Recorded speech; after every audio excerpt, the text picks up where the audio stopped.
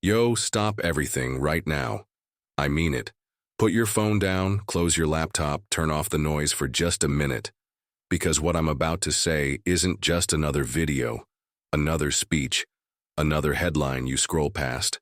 This is a wake-up call.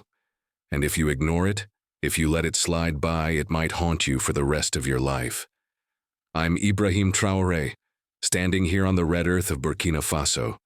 But my words are reaching across oceans, across time zones, across every border they ever drew to keep us apart.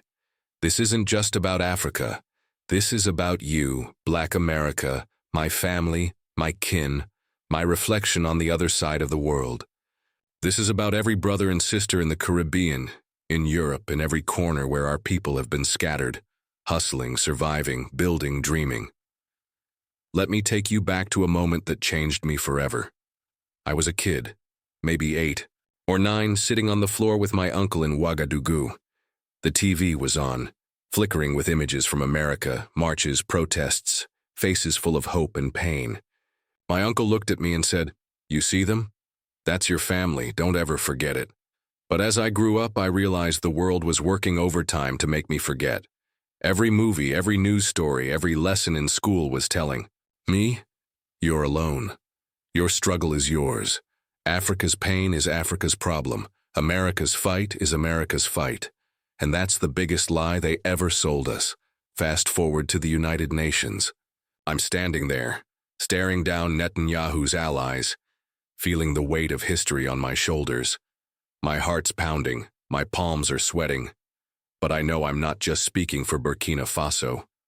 I'm speaking for you, for every Black child who's ever been told they're less than, for every ancestor who dreamed of freedom, for every voice that's ever been silenced. I look around that room and I see the fear in their eyes, not because of me, but because of what I represent.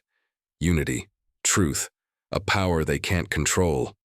They've been feeding us lies for centuries, lies that say we're too different, too far apart, too broken to matter.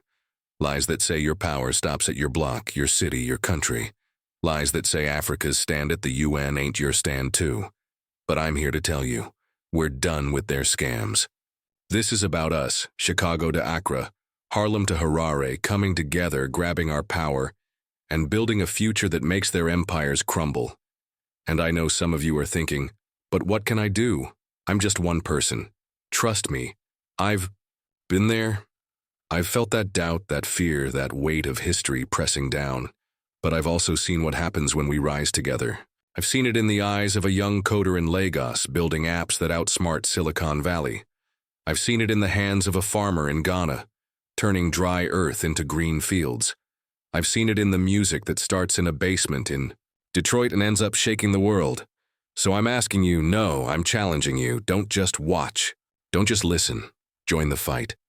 Subscribe to Next Gen Traore, smash that like button, share this message with your people. Drop a comment about what their lies have cost you. Let's make this channel a wildfire for our truth, burning louder than their noise. Join now, don't miss this revolution. Let's talk about the lie of separation. It didn't start yesterday. It started the moment they realized our unity was their biggest threat. They chained us, shipped us, sold us, and then told us to forget each other. They drew borders on maps, gave us new names, new languages, new gods, and then told us to hate the reflection we saw in each other's eyes. They built schools to teach us their history, not ours. They built media to show us their heroes, not ours. And every time we tried to reach across the ocean, they built another wall. But here's the thing about walls. They don't last. Not when people are determined to break them down. Not when the truth is burning in your chest. Not when you realize that the same blood that runs through my veins runs through yours. That the same fire that made Harriet Tubman walk through darkness is the fire that made Thomas Sankara stand up to the world. That the same rhythm that moves through a drum circle in Ghana is the rhythm that built jazz in New Orleans, hip-hop in the Bronx, and Afrobeats in Lagos. I remember the first time I heard a Tupac song. I didn't understand every word, but I felt every beat. I felt the pain, the hope, the fight, and I realized this is my story too. This is our story. They want us to believe we're strangers, but we're family.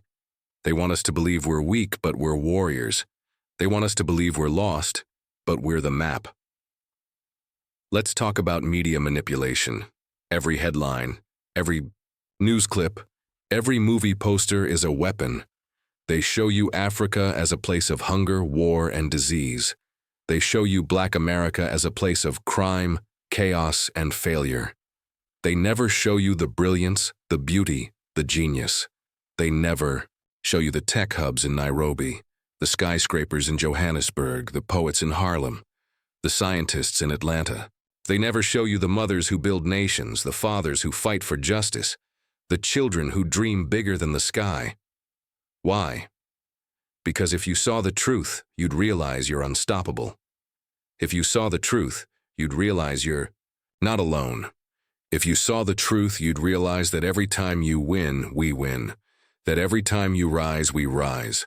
That every time you break a chain, you break it for all of us. I remember talking to a sister from Detroit. She told me, I never thought about Africa except what I saw on TV, and all I saw was pain. I told her, that's not the whole story. That's not even half the story. I told her about the engineers in Ethiopia building dams that light up cities. I told her about the filmmakers in Nigeria whose movies are watched by millions. I told her about the entrepreneurs in Rwanda who are building companies that outshine Wall Street. And she said, why don't we see that? And I said, because they're scared. Because if you saw our power, you'd realize you're part of it. Let's talk about hidden triumphs.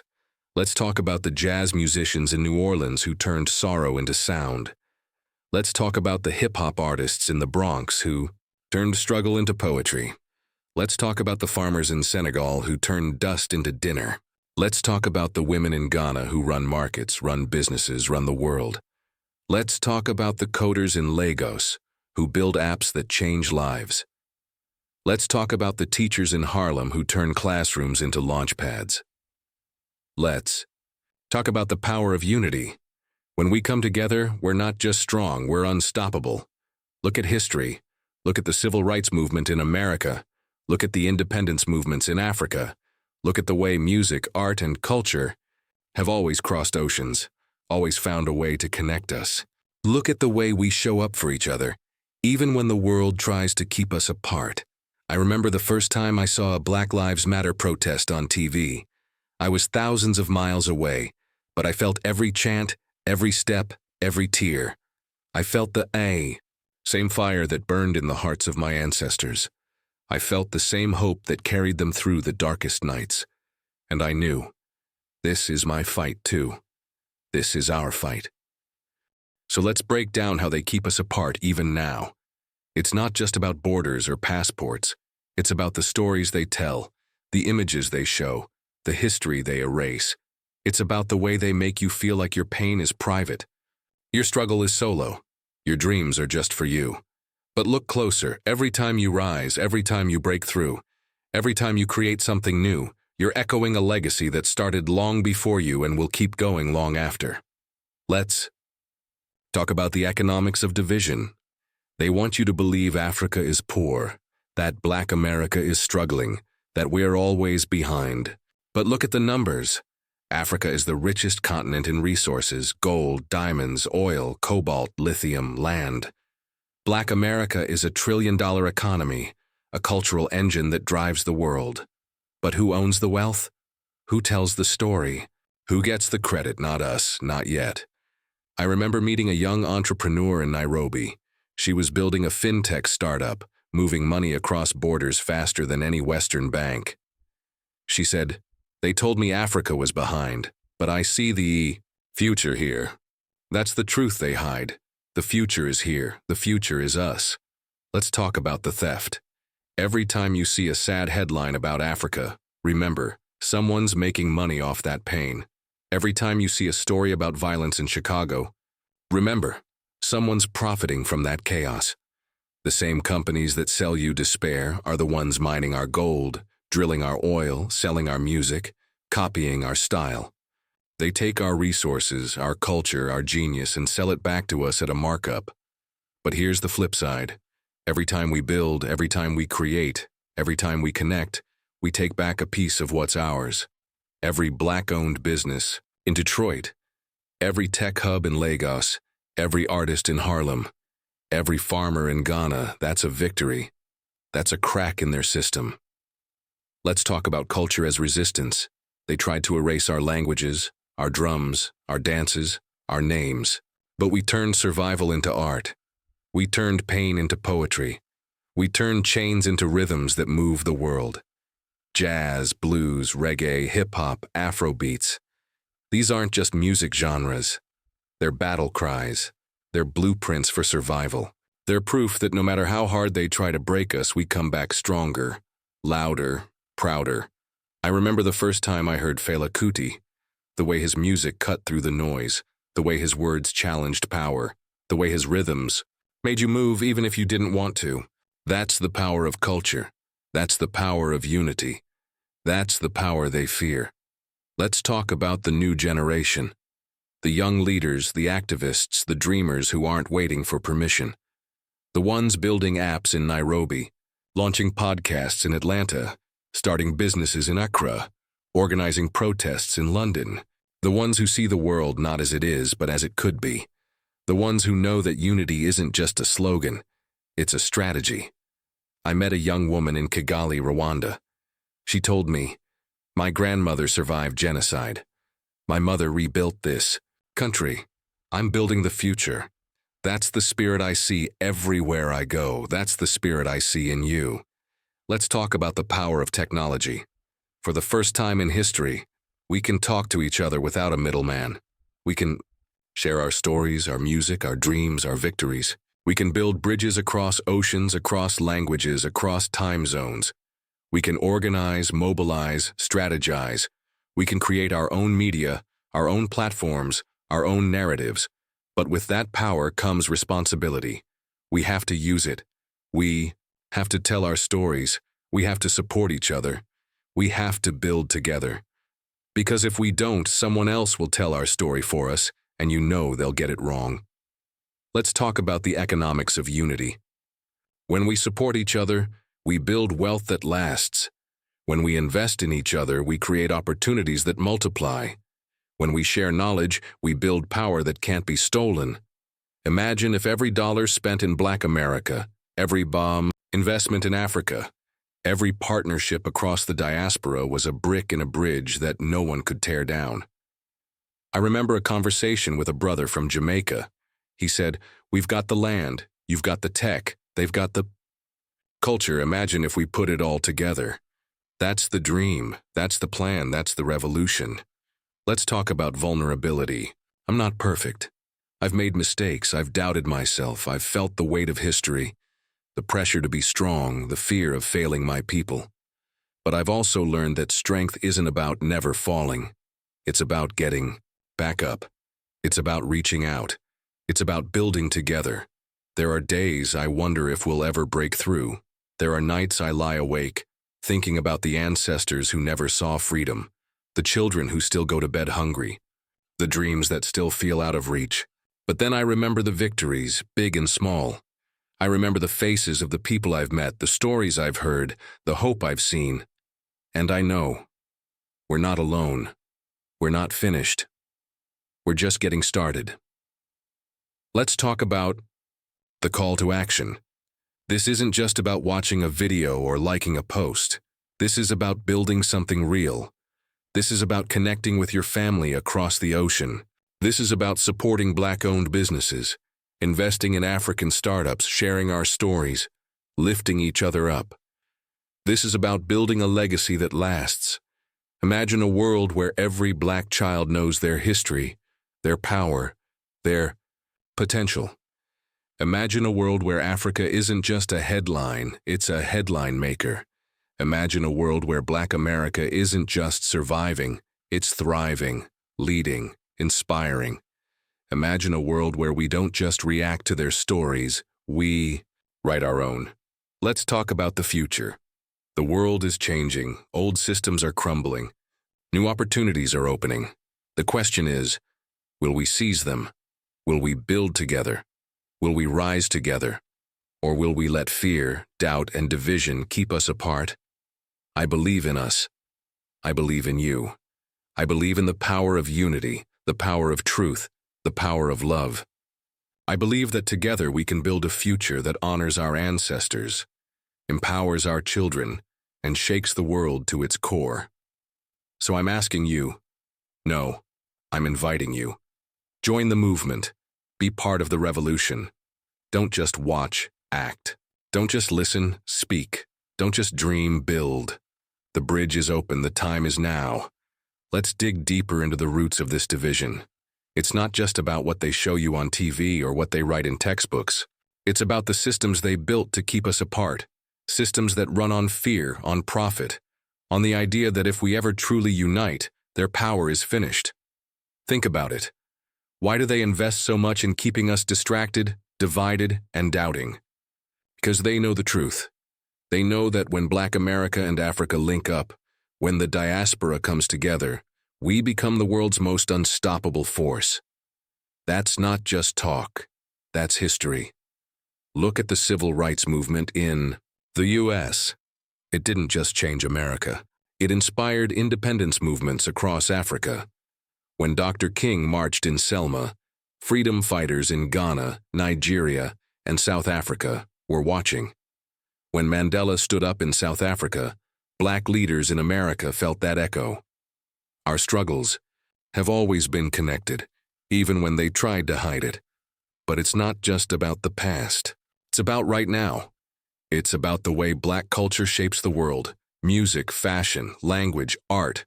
It's about the way African innovation is changing the game, mobile banking in Kenya, renewable energy in Ethiopia, digital media in Nigeria. It's about the way our stories, our dreams, our hustle are setting the pace for the future.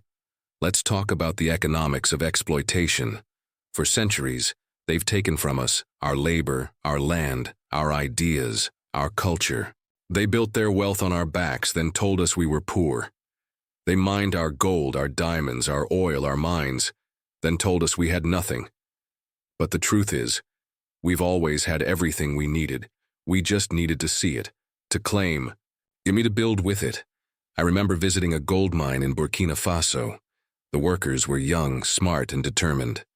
They knew the value of what they were digging up, but they also knew most of the profit was leaving the country, going to foreign companies, foreign banks, foreign pockets. One of them told me, "We're rich, but we're not free.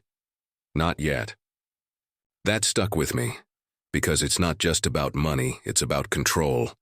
It's about who gets to write the story, who gets to decide the future. Let's talk about education. For too long, our children have been taught to look up to other people's heroes, to memorize other people's victories, to speak other people's languages. But what if we flip the script? What if every Black child everywhere learned about Mansa Musa, about Queen Nzinga, about Marcus Garvey, about Maya Angelou, about Patrice Lumumba, about Shirley Chisholm? What if they saw themselves in the pages of history, not as victims but as visionaries? I remember a classroom in Accra, Ghana. The teacher was telling the story of the Ashanti Empire, of warriors and queens, of artists and inventors. The kids sat up straighter, their eyes shining. One girl raised her hand and said, "If they could do it, why can't we?" That's the power of knowing your roots. That's the power of seeing yourself as part of something bigger. Let's talk about the media. Every day we're bombarded with images of Black pain, Black struggle, Black loss. But where are the stories of Black joy, Black genius, Black victory? Where are the stories of the scientists in Nigeria developing new medicines, the engineers in South Africa building green cities, the artists in Harlem painting the future? Where are the stories of the mothers who hold families together, the fathers who fight for justice, the children who dream beyond the stars? We have to tell those stories. We have to own our narrative. We have to create our own media, our own platforms, our own channels. Because if we don't, someone else will, and you know they'll get it wrong. Let's talk about the power of connection. Technology has given us a gift our ancestors could only dream of. We can talk to each other in real time, share ideas, build businesses, organize movements, support each other across continents. We can learn from each other, teach each other, inspire each other. We can build a global network of Black excellence, a web of power that no one can break. I remember a Zoom call with young leaders from New York, Lagos, London, and Johannesburg. We talked about business, about art, about activism, about family. We laughed, we argued, we dreamed. And I realized, this is the future. This is the revolution. Not just marching in the streets, but building in the boardrooms, in the classrooms, in the studios, in the fields. Let's talk about the future of business. Imagine if every Black entrepreneur in America partnered with an innovator in Africa. Imagine if every dollar spent in the diaspora was invested in Black-owned companies, African startups, Caribbean tech hubs. Imagine if we built our own supply chains, our own banks, our own media empires. Imagine if we stopped waiting for a seat at their table and built our own. I met a brother in Atlanta who started a logistics company. He told me, I used to think small. Now I'm thinking global. I'm shipping goods from Ghana to Georgia, from Lagos to Los Angeles. I'm building bridges, not just businesses. That's the mindset we need. That's the vision that changes everything. Let's talk about the power of women. Too often our sisters are left out of the story, but they're the backbone of every movement, every business, every family. From the market women in Accra to the activists in Ferguson, from the tech founders in Nairobi to the poets in Harlem. Black women are leading, building, healing, and dreaming. We need to lift them up, support them, follow their lead. I remember meeting a group of women entrepreneurs in Rwanda. They were running businesses, mentoring girls, building schools, changing laws. One of them said, "We're not waiting for permission. We're making our own way." That's the spirit that will carry us forward. Let's talk about the environment. Africa is the lungs of the world, the source of life, the keeper of the Earth's oldest secrets. But our lands are under threat: mining, pollution, climate change, exploitation. We have to protect our home not just for ourselves but for the world.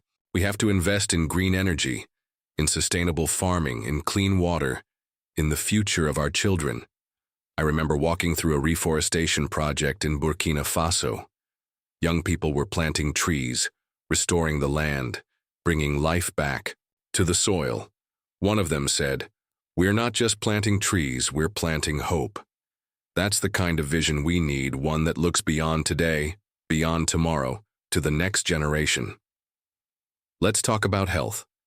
Too many of our people die young: disease, poverty, lack of access, neglect. But we have the power to change that. We have doctors, scientists, healers, innovators. We have traditional knowledge in modern medicine. We have the ability to build clinics, train nurses, develop vaccines, save lives.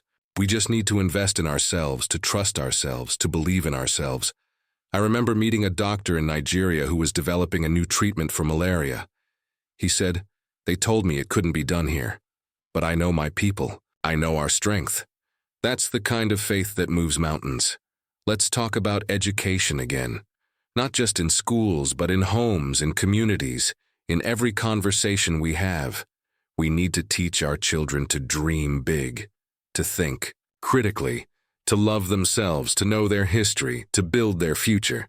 We need to create spaces where they can ask questions, make mistakes, find their voice.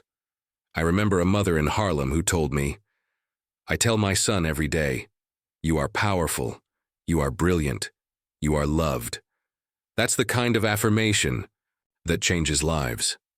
Let's talk about faith.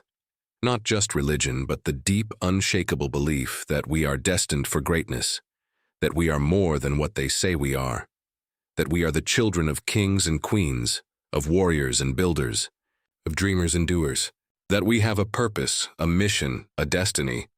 I remember standing in a church in Atlanta, listening to a choir sing "We Shall Overcome." The voices rose, the walls shook, the spirit moved. I felt the ancestors in the room. I felt the future in the air. That's the kind of faith that carries us through the storm. Let's talk about love. Real love. The kind that lifts you up when you're down, that holds you when you're hurting, that pushes you to be better, to do better, to build better.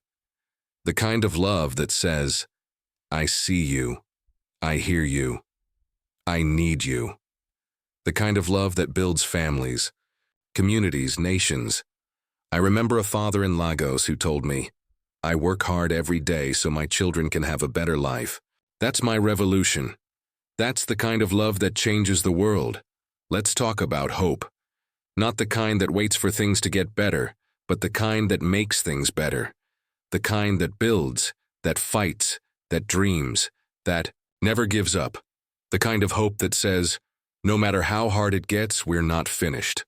No matter how long it takes, we're not giving up. No matter what they do, we're not backing down. I remember a young activist in London who said, hope is a weapon. Hope is a shield. Hope is a promise. That's the kind of hope we need. Let's talk about unity one more time. Because at the end of the day, that's what it all comes down to. Not just being in the same room, but being on the same team. Not just sharing a history, but building a future. Not just talking about change, but making it happen. I remember a gathering in Dakar, Senegal. People from all over the world, America, Africa, the Caribbean, Europe, came together to share stories, to build connections, to dream together. We laughed, we cried, we danced, we planned. And I realized, this is what they fear. This is what they can't stop. This is what will change the world. Let's talk about what happens when we finally claim our power, when we stop waiting for permission, when we stop asking for a seat at their table and start building our own, when we realize that the world doesn't move without us, that the culture doesn't shift without us, that the future can't be written without us. Imagine a world where every black child everywhere grows up knowing they are the descendants of greatness, where every classroom teaches the truth about Africa's kingdoms, America's freedom fighters, the inventors, the artists, the scientists, the leaders who look like them. Imagine a world where our stories are told in our voices, where our victories are celebrated, where our pain is healed, not exploited. Imagine a world where black-owned businesses in Detroit partner with tech startups in Nairobi, where poets in Harlem collaborate with filmmakers in Lagos, where farmers in Ghana share knowledge with urban gardeners in Chicago. Imagine a world where our money circulates in our communities, where our ideas spark global movements, where our unity is our greatest asset. This isn't just a dream. It's already happening. I've seen it with my own eyes. I've seen young people in Accra launching apps that change lives. I've seen artists in Atlanta using their platforms to lift up voices from the continent. I've seen entrepreneurs in London investing in solar energy projects in Ethiopia. I've seen activists in Johannesburg and Baltimore strategizing together, learning from each other, building together. But we can't stop here. We can't let fear, doubt, or division slow us down. We have to keep pushing, keep building, keep loving, keep dreaming. We have to keep telling our stories, keep supporting our businesses, keep investing in our future. Let's talk about legacy. What do we want to leave behind? What do we want our children to inherit? Not just land or money, but pride, knowledge, opportunity, freedom.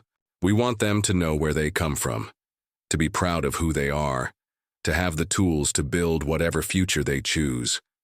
I remember a grandmother in New Orleans who told me, I want my grandchildren to know they are royalty. I want them to walk tall, to speak loud, to dream big. That's the kind of legacy we need to build. Let's talk about responsibility. With power comes responsibility. With knowledge comes duty. With unity comes the obligation to lift as we climb, to reach back as we move forward, to build bridges, not walls. I remember a teacher in Lagos who said, every time I teach a child to read, I'm building the future. That's the kind of responsibility we all share. Let's talk about the world we're building. A world where Africa is not just a source of resources, but a source of solutions. A world where Black America is not just a market, but a movement. A world where the diaspora is not just scattered, but connected, united, unstoppable. A world where our children don't have to beg for a seat at the table. They build their own tables, their own rooms, their own empires. A world where our stories are not just told, but celebrated, studied, and passed down. A world where our pain is not just survived, but transformed into power. Let's talk about the revolution. Not just protests in the streets, but progress in the boardrooms, in the classrooms, in the studios, in the fields. Not just fighting against what we don't want, but building what we do want. Not just tearing down old systems, but creating new ones. I remember a young man in Johannesburg who said, "The revolution is not just about fighting. It's about building. It's about loving. It's about dreaming." That's the revolution we need. Let's talk about the bridge. The bridge between Africa and the diaspora. The bridge between past and future. The bridge between pain and power. Every time you support a Black-owned business, every time you invest in an African startup, every time you share a story, every time you teach a child, every time you dream a new dream, you're building that bridge. And every brick in that bridge is a victory. Every connection is a win. Every act of unity is a step toward the world we deserve. Let's talk about the challenge. The world is watching, the world is waiting, the world is hoping we stay divided, distracted, defeated. But we know better. We know our power, we know our history, we know our future. So I'm asking you, no, I'm challenging you. What will you do with this moment? Will you let it pass, or will you seize it? Will you let their lies define you, or will you define yourself? Will you wait for permission, or will you build your own legacy? Let's talk about the call to action. This is not just a video. This is not just a speech. This is a movement. This is a revolution. This is a family reunion. This is a call to arms, a call to hearts, a call to minds. Subscribe to Next Gen Traore. Share this message. Support Black-owned businesses. Invest in African startups. Teach your children their history. Learn your own. Build bridges, not walls. Dream bigger, love harder, fight smarter. Let's talk about the future, our future. A future where Africa and the diaspora are united, powerful, respected. A future where our children inherit not just our struggles, but our victories. A future where our names are known, our stories are told, our dreams are realized. I remember a little girl in Accra who told me, "One day I want to be president." I told her, "You can be anything you want. The world is yours." That's the future we're building. That's the dream we're chasing. That's the revolution we're leading. So let me leave you with this. The bridge is open. The time is now. The world is waiting. Will you keep swallowing their lies, or will you rise with us and build the future we deserve?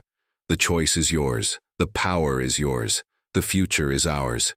Step up.